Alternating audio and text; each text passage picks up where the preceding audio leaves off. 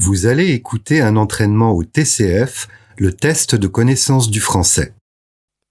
Nous commençons. Tournez la page.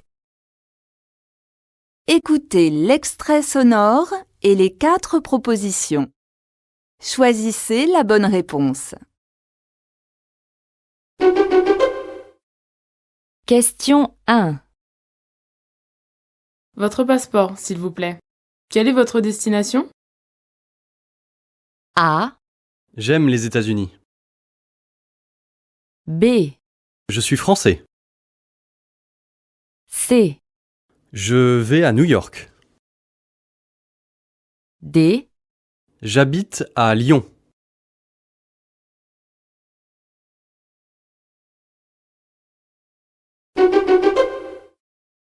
Question 2. J'ai fini mon livre, je n'ai plus rien à lire. Si tu vas à la bibliothèque, est-ce que tu pourrais me prendre un roman d'amour? A. Bien sûr, je te prête ma carte. B.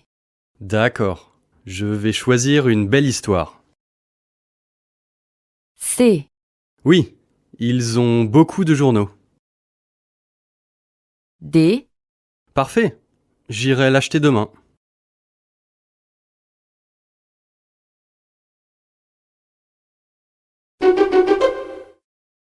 Question 3. L'anniversaire de Camille est vendredi prochain à 21h. Je ne sais pas du tout comment m'habiller. Tu as une idée? A. Achète-lui un cadeau. B. Pars en même temps que moi. C. Porte ce que tu aimes. D. Prends plutôt le métro.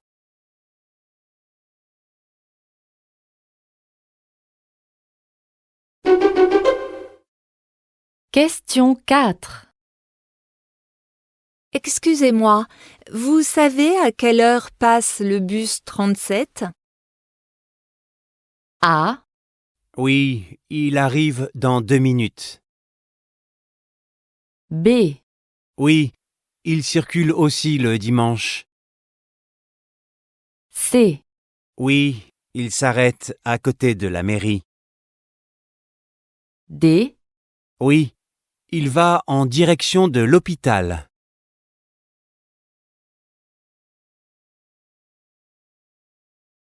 Écoutez le document sonore et la question. Choisissez la bonne réponse. Tu es en forme? Quel est ton secret? Je prends des cours de gym. Ça t'intéresse? Pourquoi pas? Mais je dois trouver quelqu'un pour garder les enfants. Tu y vas souvent? 2 fois par semaine, le lundi et le jeudi à 19h, et c'est 10 € la séance. Viens avec moi la prochaine fois, tu pourras essayer. Question 5. Quel est le thème de la conversation?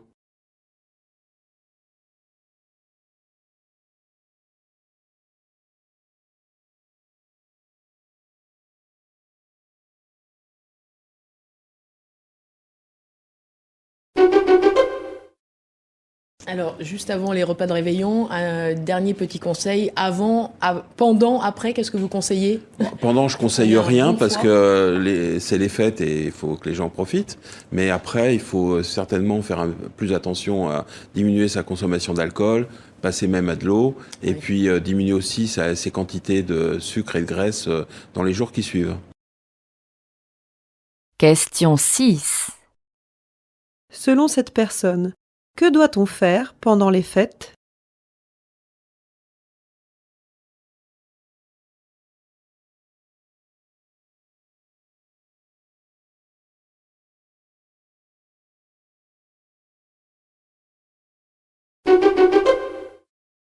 Voici donc Farid.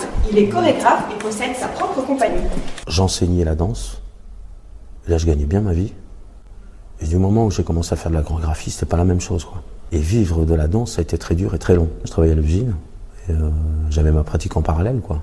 Avoir une compagnie, c'est aussi faire du management, c'est-à-dire gérer des équipes. C'est aussi une entreprise, donc il faut gagner de l'argent, il faut pouvoir payer les gens correctement.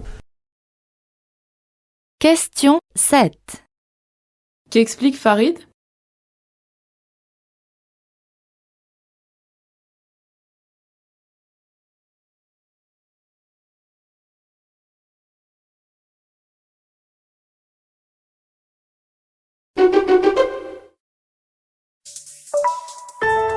Le Grand Louvre avait été imaginé, organisé pour 5 millions de personnes par an. Or, cela fait déjà 3 ans que l'on dépasse à Paris la barre des 9 millions. Conclusion, il va falloir améliorer l'accueil du public avec un mot d'ordre précis. Ce n'est pas tant qu'il faut faire plus, c'est qu'il faut faire mieux, que ce soit dans les files d'attente, dans la billetterie, dans la restauration ou encore dans le système de circulation du public, dans les quelques 404 salles de ce qui est le musée le plus visité du monde. Question 8. Qu'apprend-on sur le musée du Louvre?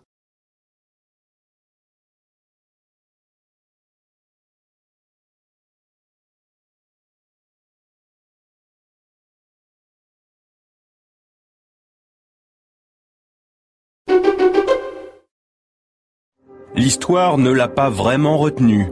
La francophonie a aujourd'hui 40 ans, mais qui sait vraiment qu'elle est née au Niger? Le 20 mars 1970 pourtant, 21 États et gouvernements se réunissent ici, à l'Assemblée nationale de Niamey. C'est le président nigérien Hamani Diori qui dirige la réunion. Mesdames et messieurs, en souhaitant la bienvenue au Niger, je déclare ouverte la deuxième conférence des pays entièrement ou partiellement de langue française. Question 9. De quoi parle ce reportage?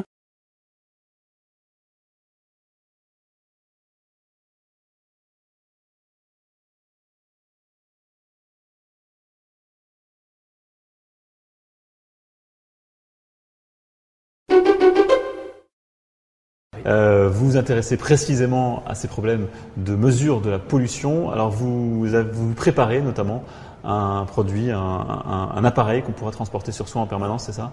Tout à fait, de manière à pouvoir savoir ce qu'on respire. En fait, plus généralement, Plume Labs, c'est donc une jeune start-up parisienne, vous l'avez dit, et qui, à travers le monde, cherche à apporter à ses utilisateurs les moyens de ne pas subir la pollution. Parce que la pollution dans les villes aujourd'hui, c'est devenu d'abord un enjeu de santé publique majeur. C'est aussi un enjeu de bien-être pour ceux qui veulent sortir, pour ceux qui veulent courir en ville, se déplacer. Et ça devient en fait une forme d'épidémie. Question 10. Que permet l'appareil proposé par l'entreprise Plume Labs?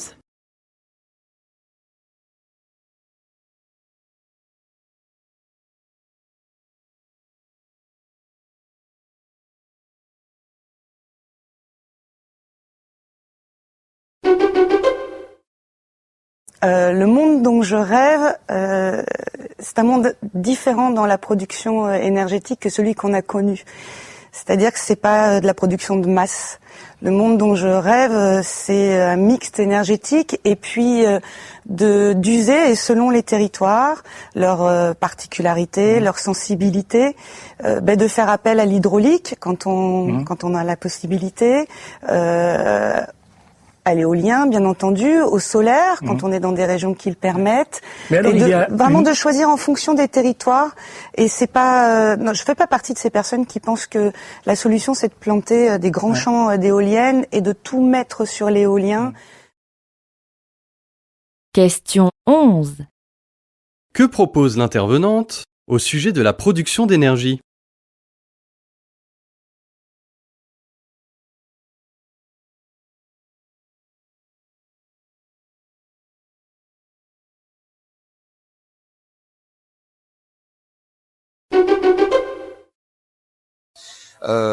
Elle est méditerranéenne, Marseille, parce que elle a toujours eu cette fonction un peu d'être la porte et le port de la Méditerranée, mais aussi dans l'autre sens. Elle est aussi porte de l'Europe pour toute la Méditerranée.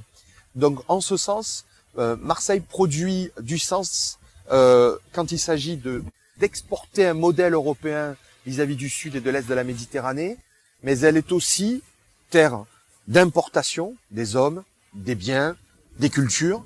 Et dans ce cas, elle est ou on peut considérer qu'elle soit multi-identitaire, ou on peut considérer qu'elle est unique en son genre. Question 12. Qu'explique cet intervenant sur la ville de Marseille?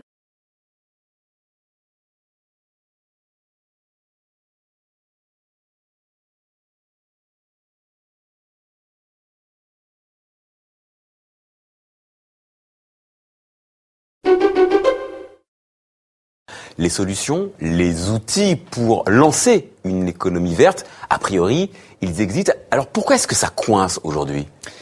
Mais je crois qu'il y a plusieurs raisons. On a vécu depuis un siècle et demi autour des énergies fossiles. Ça a été le charbon et puis évidemment le pétrole, le gaz. Et au fond, ça a complètement forgé notre économie, toute notre industrie, de la chimie, beaucoup de choses en dépendent, y compris les pesticides pour l'agriculture. Et puis ça a forgé notre imaginaire. Donc on a évidemment du mal à sortir d'un imaginaire et d'une culture montée sur les énergies fossiles. Question 13. Qu'est-ce qui empêche l'essor de l'économie verte ?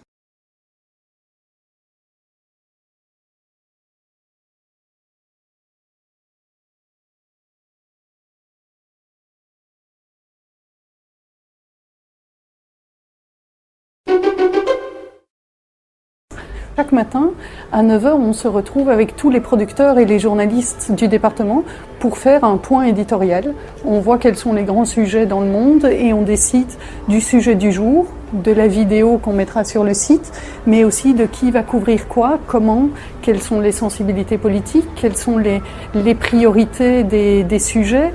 Alors c'est très intéressant parce qu'on a des collègues russes, chinois, arabes et chacun apporte son point de vue de journaliste. Question 14. Selon la personne interrogée, quel est le point fort des réunions évoquées ?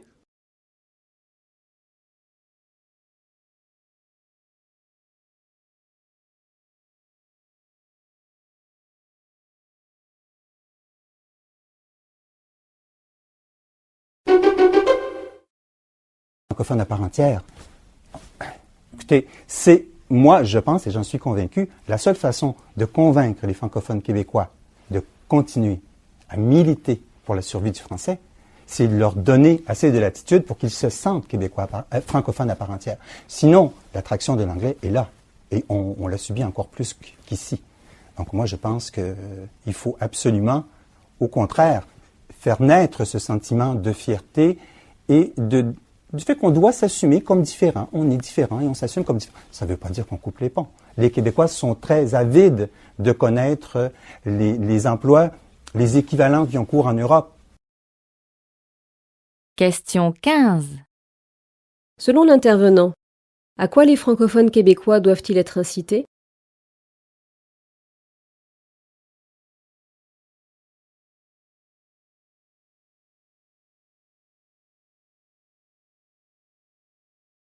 Vous venez de terminer les questions de compréhension orale. Continuez l'entraînement en répondant aux questions de structure de la langue et de compréhension écrite. Bon courage!